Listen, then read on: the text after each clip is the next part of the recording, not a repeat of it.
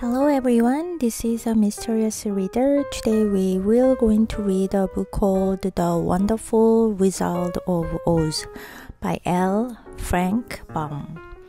We're going to start from chapter 1. Chapter 1, The Cyclone. Dorothy lived in the midst of the great Kansas prairies with Uncle Henry, who was a farmer, and Aunt Em, who was the farmer's wife. Their house was small, for the lumber to build it had to be carried by wagon many miles. There were 4 walls, a floor, and a roof, which made one room. And this room contained a rusty-looking cooking stove, a cupboard for the dishes, a table, 3 or 4 chairs, and the bed.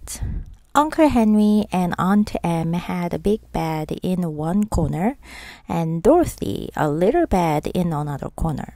There was no garret at all, and no cellar, except a small hole dug in the ground called a cyclone cellar, where the family could go in case one of those great whirlwinds arose, mighty enough to crush any building in its path. It was reached by a trapdoor in the middle of the floor, from which a ladder led down into the small, dark hole. When Dorothy stood in the doorway and looked around, she could see nothing but the great gray prairie on every side. Not a tree nor a house broke the broad sweep of flat country that reached to the edge of the sky in all directions. The sun had baked the plowed land into a gray mass with little cracks running through it. Even the grass was not green, for the sun had burned the tops of the long blades until they were the same gray color to be seen everywhere. Once the house had been painted, but the sun blistered the paint and the rains washed it away. And now the house was as dull as gray as everything else. 전체적인 해석을 해드리고 그리고 조금 디테일하게 가볼게요. 도로시는 캔사스의 넓은 대초원 한가운데서 농부인 헨리 아저씨와 그리고 그의 아내인 엠 아주머니와 함께 살았습니다. 그들의 집은 작았어요. 아주머니 말고 이모라고 해도 되겠죠. 우리나라 말로는. 그들의 집은 작았습니다. 왜냐하면 집을 지을 나무를 그 수레로 먼 길을 가져와야 했기 때문에 집이 작았어요. 집은 4개의 벽과 바닥 그리고 지붕으로 이루어진 하나의 방뿐이었습니다. 그 방 안에는 녹슨 듯한 요리용 난로, 접시를 넣는 찬장, 탁자 3개나 4개의 의자, 그리고 침대들이 있었어요. 헨리 아저씨와 엠 이모는 한쪽 구석에 큰 침대를 두었고 도로시는 작은 구석에 작은 침대를 두고 잤어요. 다락은 전혀 없었고 지하실도 없었어요. 단 땅에 파놓는 작은 구멍이 있었는데 사이클론 지하실이라고 불리며 큰 회오리바람이 불어올 때면 가족이 이제 몸을 피할 수 있는 그런 장소였어요. 그것은 바닥 한가운데에 뚜껑 문으로 들어가서 사다리를 따라서 내려가면 작은 어두운 구멍으로 이어져 있습니다. 도로시가 문간에 서서 주위를 둘러보면 사방에는 회색빛의 넓은 대초원밖에 보이지 않았어요. 나무 한 그루도 집 하나도 없었고 지평선 끝까지 평평한 땅이 펼쳐져 있었어요. 집을 지을 나무 수레로 먼 길 가져와야 했다라는 표현에서 앞에 나온 거를 봤을 때도 얘네가 살고 있는 집이 굉장히 안쪽에 사람이 많이 살지 않는 곳에 있구나라는 걸 알 수 있었겠죠. 태양은 갈아엎은 땅을 회색 덩어리로 굳혀버렸고 그곳에는 작은 균열들이 가득했어요. 풀조차도 초록빛이 아니었어요. 태양이 긴 풀잎의 끝을 태워버려서 어디서나 볼 수 있는 그 회색빛과 똑같아졌기 때문이죠. 한때는 집에 페인트 칠이 되어 있었는데 그걸 하자마자 태양이 벗겨내고 그리고 비가 씻어버려가지고 지금은 모든 것처럼 이 집이 칙칙하고 회색빛이 나는 집이었습니다. 이야기의 배경이 캔서스라는 미국에 있는 지역인데요. 여기는 토네이도가 자주 발생하는 지역이에요. 그래서 토네이도 앨리라고 불리는 텍사스, 오클라호마, 캔서스, 네브라스카 등을 포함해서 한 매년 4월에서 6월 정도에는 강력한 토네이도가 좀 종종 발생을 하는 지역이에요. 그러다 보니까 여기 책에 나오지만 사이클론 셀러이라는 이렇게 대피소 같은 그런 곳이 벙커 같은 거죠. 지하에 집에 아마 지어져야 되는 걸로 알고 있어요. Uncle Henry, Aunt Em 다 이름이 캐피탈로 되어 있어요. 엉클이랑 언트조차죠. 이렇게 될 때는 그냥 이름으로 생각하면 되겠죠. 그래서 우리나라 말로는 뭐 삼촌, 이모, 뭐 작은 아버지, 외숙모까지도 될 수 있겠죠. Their house was small for the lumber to build it had to be carried by wagon many miles. 여기를 좀 볼 건데요. 여기서 for이라는 친구는 because라는 접속사처럼 쓰인 친구고요. lumber이라는 거는 timber이랑 조금 비교를 해볼 건데요. lumber 같은 경우는 이미 목재로 사용이 되기 위해서 톱질까지 돼 있는 상태의 그런 나무들을 말하고 timber 같은 거는 그냥 이렇게 잘라진 나무, 아직은 이렇게 톱질이라든지 뭔가 이렇게 다듬어지지 않은 나무라고 생각을 하면 되겠습니다. rusty looking이라는 녹슨 듯 보이는 이라는 표현을 좀 볼 건데 일단 하이픈이 들어가면서 형용사화 전체를 시켰고요. 그리고 외관을 묘사할 때는 looking이라는 구조가 조금 자주 쓰여요. 그래서 tired looking man, 뭐 angry looking face 이런 식으로 쓰입니다. 트랩도어는 이제 뚜껑 문이에요. 그쵸? 그래서 이제 영화 같은 데나 아니면 이제 토네이도 이런 영화가 나오는데 보면은 집의 바닥에 비밀문처럼 바닥이라든지 아니면 천장도 될 수 있어요. 거기에 있는 작은 문을 트랩도어이라고 생각을 하면 되고요. Garret은 attic 다락방이라고 생각하면 되겠고요. cellar 같은 경우는 뭐 지하 창고 저장소 이렇게 생각을 하면 되겠습니다. broad sweep of flat country라는 표현을 좀 보겠는데요.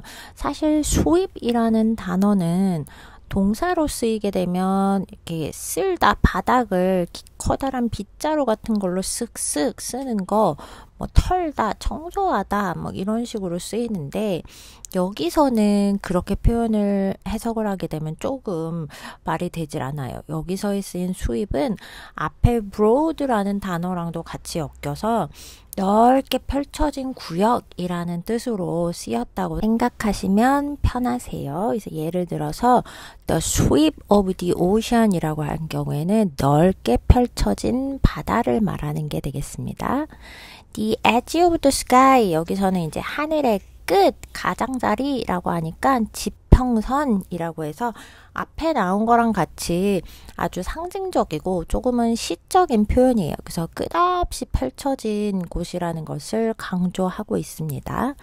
블리스터는 원래 물집이 생기다, 그 다음에 뭐 표면이 벗겨지다. 그래서 우리가 손 대었을 때 이렇게 물집 잡혔을 때 사용하는 건데 여기서는 blistered paint는 페인트를 벗겨냈다. 그러니까 태양이 그만큼 강해서 페인트를 벗겨냈다라고 해석을 하면 되겠습니다. When Aunt Em came there to live, she was a young, pretty wife. The sun and wind had changed her too. They had taken the sparkle from her eyes and left them a sober gray. They had taken the red from her cheeks and lips, and they were gray also. She was thin and gaunt, and never smiled now.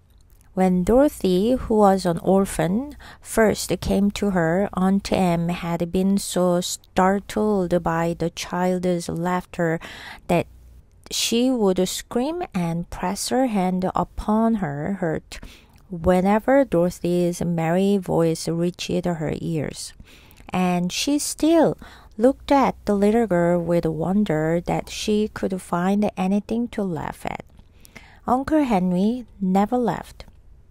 He worked hard from morning till night and did not know what joy was. He was gray also, from his long beard to his rough boots, and he looked stern and solemn, and rarely spoke.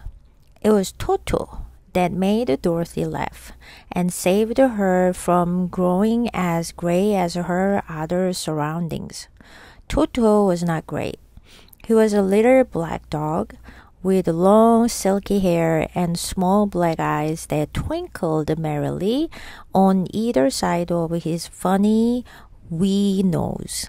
Toto played all day long, and Dorothy played with him and loved him dearly. Today, however, they were not playing.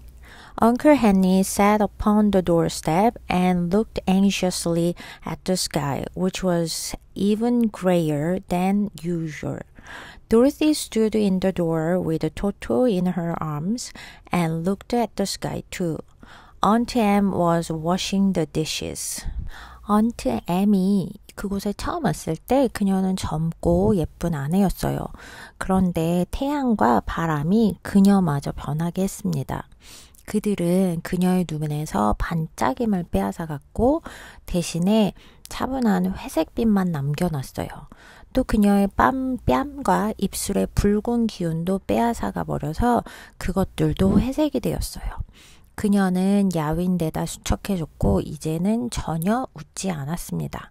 여기서는 되게 생동감 넘치고 활기찼던 이 언트 엠 아주머니, 이 이모님, 외숙모님이 이렇게 점점 날씨라든지 이런 것 때문에 분위기라든지 이런 것 때문에 되게 생기를 잃어가는 그거를 좀 강조하고 싶었던 것 같아요. 고아였던 도로시가 처음 그녀에게 왔을 때 언트 엠은 아이의 웃음소리에 너무 놀라서 비명을 지르고 도로시의 명랑한 웃음소리가 목소리가 들릴 때마다 가슴에 손을 얹곤 했어요. 지금도 여전히 도로시가 어떻게 웃음을 찾을 수 있는지 놀라움 속에 아이를 바라봅니다. 헨리 아저씨는 결코 웃지 않아요.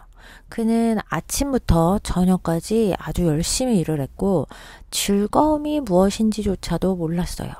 그의 긴 수염부터 거친 부츠까지 모두 회색빛이었으며 얼굴은 아주 근엄하고 엄숙했어요. 거의 말을 하지 않아요. 도로시를 웃게 한 건 토토였어요. 토토 덕분에 도로시는 주변처럼 회색빛으로 물들지 않을 수 있었어요. 토토는 회색이 아니에요. 그는 작은 검정 색깔 강아지였는데 긴 비단 같은 털을 가지고 있고 작고 까만 눈은 우스운 작은 코 양옆에서 반짝이며 장난스럽게 빛이 났어요. 토토는 하루 종일 놀았고 도로시는 그와 함께 놀며 그를 무척 사랑했습니다. 하지만 오늘은 놀고 있지 않아요. 헨리 아저씨는 문지방에 앉아 평소보다 조금 더 잿빛이 된 하늘을 아주 걱정스럽게 바라보고 있어요. 도로시는 토토를 품에 안고 문간에 서서 함께 하늘을 올려다봅니다. 언트 엠은 설거지를 하고 있었어요. sparkle, 그럼 원래 반짝이는 이런 뜻을 가지고 있죠. 그래서 눈빛의 반짝임, 아까도 얘기했지만 생기가 있다라는 걸 표현을 하고 싶었었고요.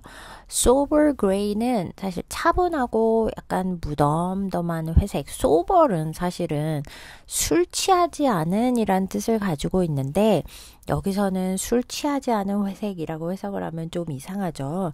그래서 여기선 밝지 않고 약간 무채색의 침착한 이란 뜻으로 해석을 가져가면 좋겠습니다. gaunt라고 하면 수척한 야윈인데 보통은 약간 질병이라든지 아니면 너무 피곤하고 고단스러워서 야위었을 때 이렇게 표현을 하거든요. 그래서 앞에 띈 마르다라는 것도 있지만 또 다른 비슷한 단어로 gaunt라는 표현을 쓴 거는 이 외숙모분, 이 숙모분이 그냥 마른 게 아니고 뭐 아프다든지 아니면 어떤 스트레스나 아니면 피로로 인해서 이렇게 야위어 같다라는 걸 강조하기 위해서 이 단어를 하나를 더 쓴 것 같아요. startled by, 그럼 깜짝, 뭐뭐에 깜짝 놀라다 라는 뜻이 되겠죠. Okay? stern 그러면 굉장히 딱딱하고 뭔가 엄한 이럴 때도 사용을 할 수 있는 친구고 solemn이라는 친구는 진지하고 장엄하고 이런 뜻이거든요. 그래서 이 삼촌의 약간 성격을 보여주기 위해서 엄격하고 근엄하고 진지하고 이런 사람이다라는 걸 보여주고 있고 we knows, we는 약간 스코틀랜드식 표현이라고 해요. 아주 작은 very small 이라고 생각하면 되겠습니다. twinkled merrily 그래서 장난스럽게 twinkle 그러면은 반짝이다 있거든요. 그래서 얘는 이모 그 다음에 삼촌과 반대되게 상반되게 굉장히 생동감 있는 생기가 넘치다 라는 거를 표현하고 싶었던 것 같아요. anxiously 그럼 굉장히 걱정스럽게 불안하게 그래서 지금 앞에도 이 cyclone cellar도 나오기는 했지만 그리고 계속 이 분위기가 지금 그레이 어두워요. 이렇게 스토리 자체가 굉장히 어둡고 침울하고 이렇게 시작을 되는데 이 회색의 분위기가 어떤 앞으로 닥쳐올 일의 불안함까지도 같이 보여주고 있는 것 같습니다. From the far north, they heard a low wail of the wind, and Uncle Henry and Dorothy could see where the long grass bowed in waves before the coming storm. There now came a sharp whistling in the air from the south, and as they turned their eyes that way, they saw ripples in the grass coming from that direction also. Suddenly, Uncle Henry stood up. "There's a cyclone coming, Em," he called to his wife. "I'll go look after the stock." Then he ran toward the sheds where the cows and horses were kept. Aunt Em dropped her work and came to the door. One glance told her of the danger close at hand. "Quick, Dorothy!" she screamed. "Run for the cellar!" Toto jumped out of Dorothy's arms and hid under the bed, and the girls started to get him. Aunt Em, badly frightened, threw open the trap door in the floor and climbed down the ladder into the small dark hole. Dorothy caught Toto at last and started to follow her aunt. When she was halfway across the room, there came a great shriek from the wind, and the house shook so hard that she lost her footing and sat down suddenly upon the floor. Then a strange thing happened. The house whirled around 2 or 3 times and rose slowly through the air. Dorothy felt as if she were going up in a balloon. 북쪽 먼 곳에서 바람의 낮고 긴 웃음소리가 들려와요. 헨리 삼촌이랑 도로시는 다가오는 폭풍 앞에서 긴 풀들이 물결처럼 휘어지는 것을 봐요. 그쪽을 바라보자 풀 위로 잔물결 같은 움직임이 일어나는 것도 보입니다. 갑자기 헨리 삼촌이 벌떡 일어서요. "엠, 회오리 바람이 몰려와." 그는 아내에게 소리를 쳐요. "나는 가축들을 돌보러 갈게." 그리고는 소와 말이 있는 헛간 쪽으로 달려갑니다. 엠 아주머니는 엠 외숙모는 숙모는 하던 일을 던지고 문가로 달려와요.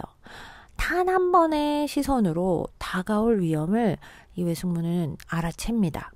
"어서 도로띠!" 그녀는 비명을 질러요. "지하실로 뛰어가!"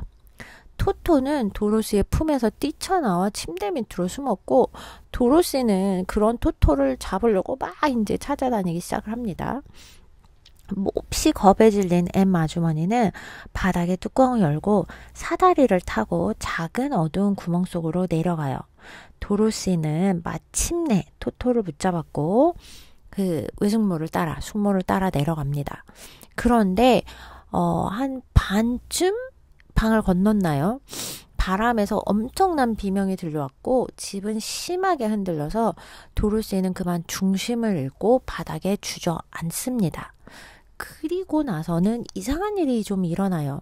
집이 한 2번, 3번 이렇게 빙글빙글 2바퀴, 3바퀴를 돌더니 천천히 공중으로 떠올라요. 도로시는 마치 풍선에 올라탄 듯한 기분을 느끼게 됩니다. A low wail of the wind. wail은 사실 약간 길게 슬프게 울 때 우리가 wail이라고 하거든요. 그래서 wailing이라고도 하는데 여기서는 바람이 그렇게 운다기보다는 바람의 소리가 굉장히 괴상하게 울부짖는 소리가 난다라는 걸 뜻하고 있는 거고요. Long grass bowed in waves. bow는 원래 이렇게 몸을 숙이는 거죠. 그래서 긴 풀들이 이 바람 때문에 얘네들이 숙여지는 모양. 그래서 그걸 보고 이제 삼천도 사이클론이 오고 있다. 이렇게 얘기를 하고 있는 거죠. Look after 돌보다인데 the stock 여기서의 stock은 주식이 아니고 가축 livestock을 말하는 겁니다. At hand라고 하면 가까이에 임박한이라고 해서 the danger close at hand 뭐 이런 식으로 하게 되면 임박한 위험이라고 되고요. Okay. Throw open the trapdoor. trapdoor 기억나나요? 바닥이나 천장에 있는 이 문이죠. 이렇게 피할 수 있는 이렇게 피신처로 연결이 되는. 그래서 그 뚜껑을 확 여는 거죠. Throw open은 그냥 여는 게 아니고 문을 약간 벌컥 열 때 표현할 수 있어요. Lost her footing. 자, 발을 디딛는 힘을 잃다니까 이 말은 뭐냐면 중심을 잃다라고 해석을 하면 되겠네요. Shriek 은 약간 날카로운 비명, 괴성이거든요. 그래서 Grey shriek from the wind라고 하면 앞에도 약간 바람을 표현하는 wail이라는 단어를 썼지만 여기서는 이제 그 바람 소리가 점점 아까는 낮고 길게 우 이렇게 오는 소리였다면 이제는 이게 점점 더 가까워지면서 약간 뭐 이렇게 날카롭게 나는 괴성이라고 생각하면 되겠습니다.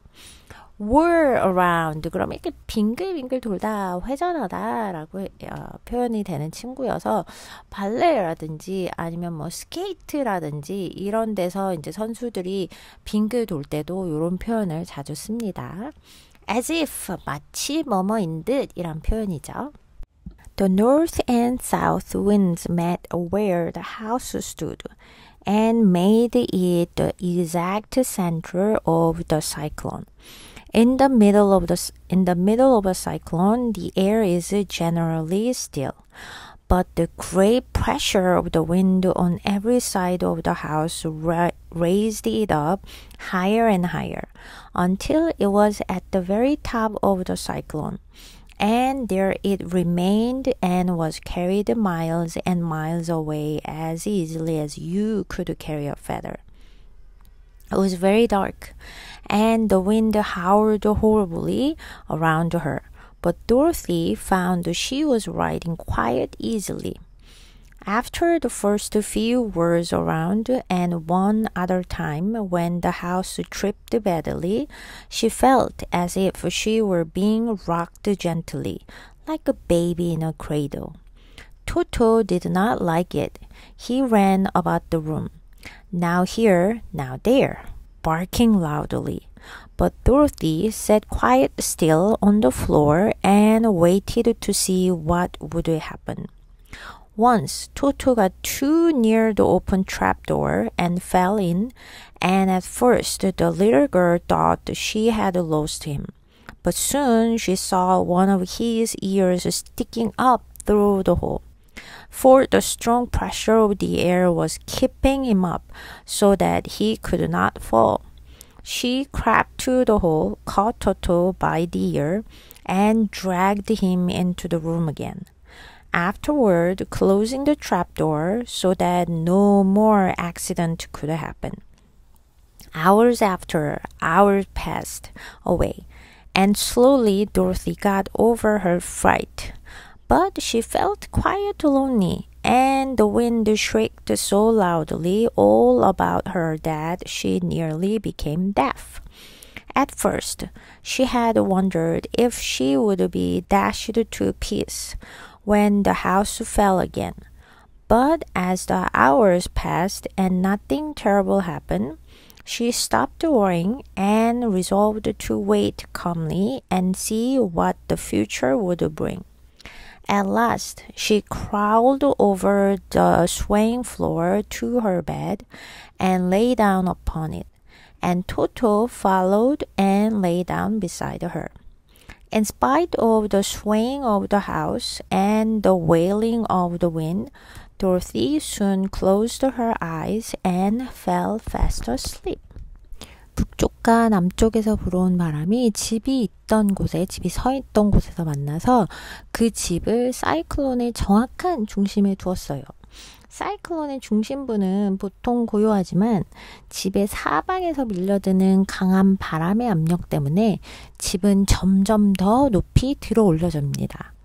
마침내 집은 사이클론의 꼭대기까지 올라가 버렸고 거기서 멀리 깃털처럼 가볍게 실려갔어요.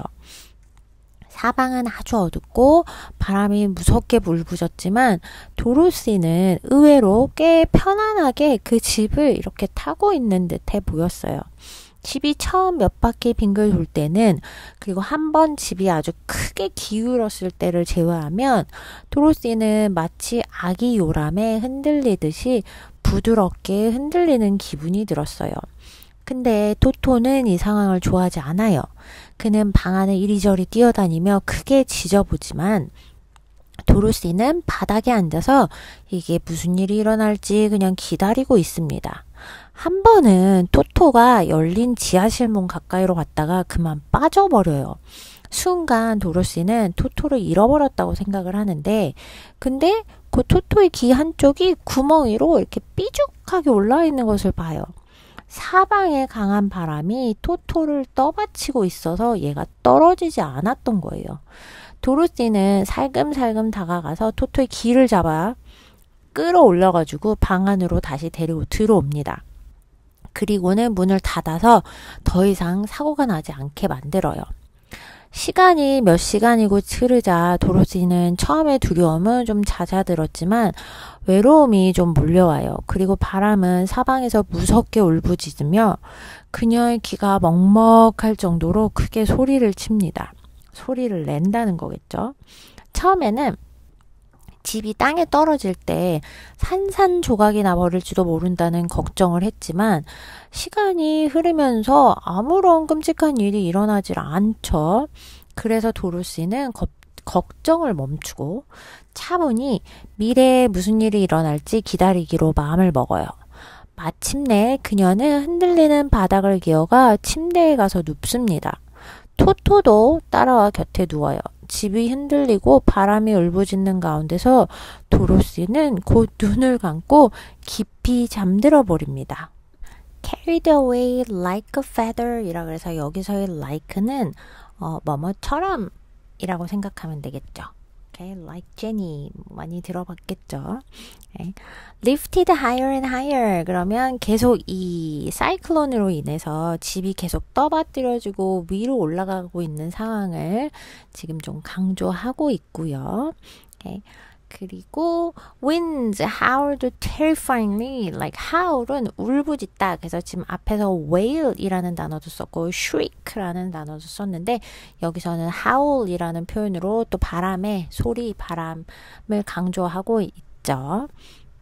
except for the first new spins 그래서 처음 몇 바퀴를 제외하고 except for 뭐뭐를 제외하고 라고 쓰인다는 것.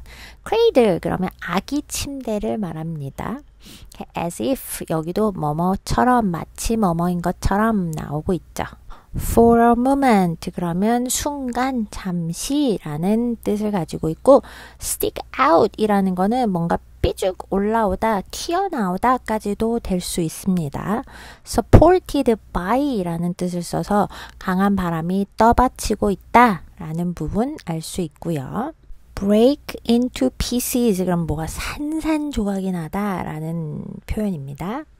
in spite of 그럼 뭐뭐임에도 불구하고 despite로도 바꿔 쓸 수 있는 친구고요.